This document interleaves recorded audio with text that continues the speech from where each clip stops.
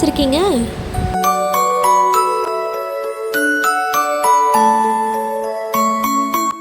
Christmas தாத்தா என்ன வச்சிருக்கீங்க?